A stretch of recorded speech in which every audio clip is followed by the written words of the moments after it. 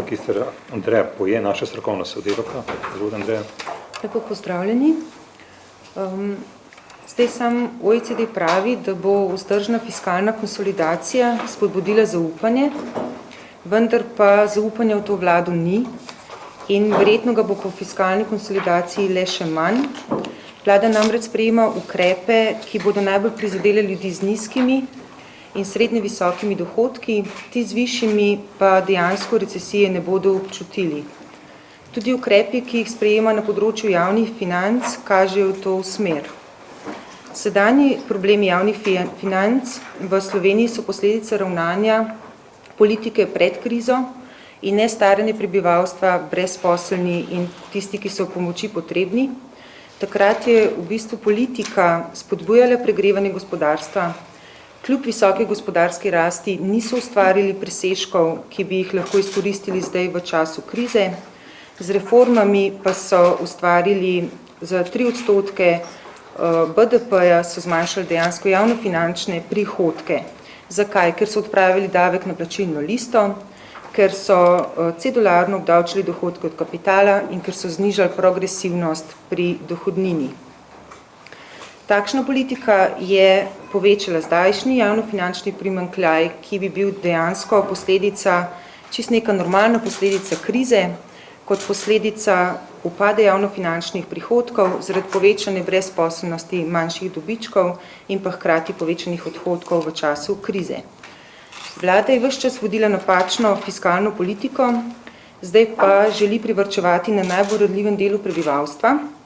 Kljub temu, da recimo, če samo pogledamo proračun za leto 2010, ugotovimo, da so najemali vozila, kljub temu, da imajo svoja lastna vozila, in sicer v višini najmanj 2,5 milijona evrov, da so imeli stroškov prevoza v tujini v višini 6,6 milijona evrov, da so za vojaške misije v tujini namenili 46,7 milijonov evrov, da so za material in opremo za vojsko zapravili 140,5 milijona evrov, za najemnine in zakupnine 60,5 milijona evrov, za članarine v raznoraznih mednarodnih organizacijah, ki pa svetujejo samo zmanjševanje pravic, pa 12,3 milijone evrov. Vlada se tudi hvali, da je s pomočjo interventnega ukrepa, ki je določilo polovično usklajevanje pokojnin, prihranila kar 83 milijonov evrov. Ve pa se, da je dejansko s tem prizadela najbolj ranljivi del našega prebivalstva in povzročila še večjo revščino med upokojenci. Če gledamo podatke SPIZ-a, ugotovimo, da od 100 evrov do 500 evrov prejema kar 125.700 prejemnikov pokojnin. In te bodo zdaj v času teh podražitev živeli le še težje. Če gledamo povprečno starostno pokojnino znaša 624 evrov, invalidska pa 500 evrov.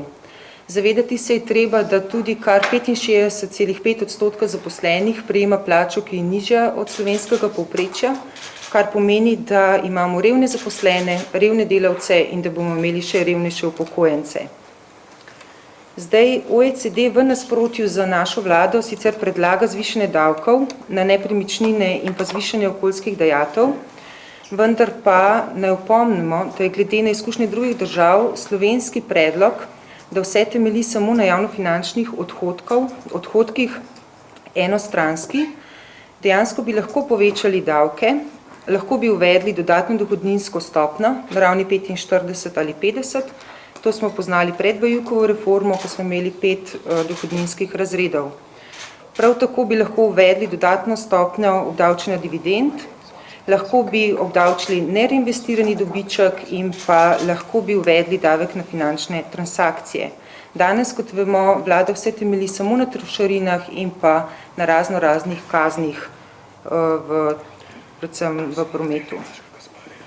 Zdaj, drugo, kar je treba izpostaviti, je to, da želi OECD povečati konkurenčnost ponovno samo s pomočjo fleksibilizacije trga dela in pa seveda najraje bi videli, da bi znižali minimalno plačo. Zdaj želijo, da bi znižali višino odpravnin oziroma to pozdravljajo, da je vlada sprejela, vendar naj tukaj opomnim, da recimo nekdo, ki je delal 30 let in ima 1000 evrov bruto plače, da bi mu dejansko pripadalo samo 9.900 evrov odpravnine, po novem predlogu vlade samo še 6.000. Tako da v primeru, ali pa recimo minimalna plača, bi zaposlenemu pripadalo 8.600 evrov, po novem pa samo še 5.200. Tako v bistvu ne gre za neke ekscesne zneske, kot smo bili priča pri odpravnini NLB v višini 1 milijona, ali pa recimo res visokih odpravnin v primeru vodstvenih delavcev podjetij. Prav tako, če gledamo pravila, ki veljajo za ministre, ugotovimo, da kljub temu, da nekdo vozi pijan, da mu pripada še celo leto lepo njegova plača. Zdaj še druga stvar, ki nas dejansko res moti, je to, da OECD pravi, da je minimalna plača previsoka, sploh ne razumejo dviga, želijo, da bi se usklajevala zelo počasi, da bi izgubljala na vrednosti v primerjavi s povprečno plačo. Kljub temu, da priznavajo, da je Banka Slovenije ocenila, da bo vpliv povečane minimalne plače v bistvu na zaposleno zelo majhen, ker višje plače povečujejo potrošnjo in s tem ponovno prenese nazaj v višje povpraševanje po delu. Vemo, da OECD stalno poudarja samo negativne vplive minimalne plače, vendar pa obstaja veliko ekonomistov, ki so potrdili v svojih študijah, da je bil vpliv povišene minimalne plače majhen ali pa ničen na zaposlenost in ki prav tako poudarjajo, da minimalne plače niso vzrok za večjo brezposelnost oziroma večjo izgubo zaposlitev. Sem spada recimo Bazen, Godart, Ozaki, Standing, Star in drugi. Zdaj opozarjajo negativni vpliv na zaposlovanje mladih, vendar kot vemo v Sloveniji prav gotovo kakšne negativnega vpliva minimalna plača na zaposlovanje mladih nima.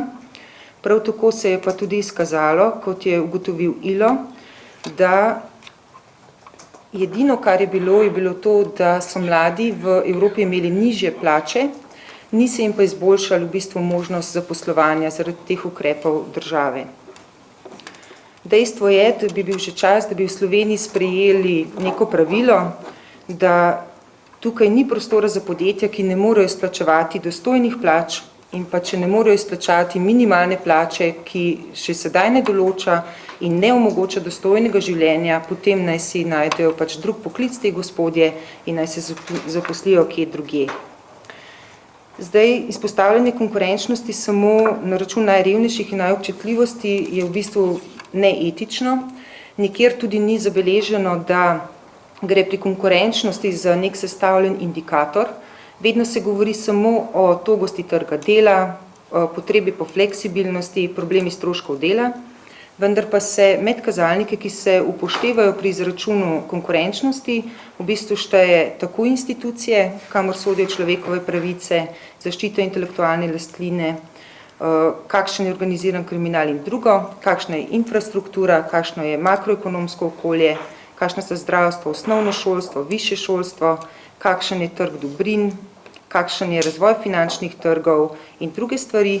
In v bistvu nihče nikoli ni povedal, da smo glede učinkovitosti uprav v podjetjih na 118. mestu od 139, da smo za Nigerijo, Alžirijo, za Meksikom, recimo. Glede etičnosti samih podjetij smo na 49. mestu za Tajvanom, za Katarjem, za Tunizijo in še celo za Ruando. In če gledamo naše menedžerje, naša podjetja, ti bi si morali v Sloveniji dejansko prizadevati za razvojno usmerjeno gospodarstvo, ki proizvaja in prodaja izdelke storitve z visoko dodano vrednostjo, ki omogoča višje dohodke in s tem seveda tudi bolj kakovostno življenje. Danes je na žalost slovensko gospodarstvo usmerjeno samo v proizvodnjo izdelkov storitev z nizko dodano vrednostjo, ki pa ne temelji na tehnološkem razvoju. Če gledamo, kaj se je dogajalo v obdobju konjunkture, ugotovimo, da tudi tehnološko zahtevnejše dejavnosti niso zadosti izkoristile tega obdobja za razvoj in za preboj v ravni produktivnosti, kar pa je seveda stvar podjetij in njihovih menedžerjev ter nadzornikov, ki pa naj bi skrbeli, da se podjetja ukvarjajo s svojo dejavnostjo, ne pa špekulacijami in prevzemi podjetij. To z moje strani.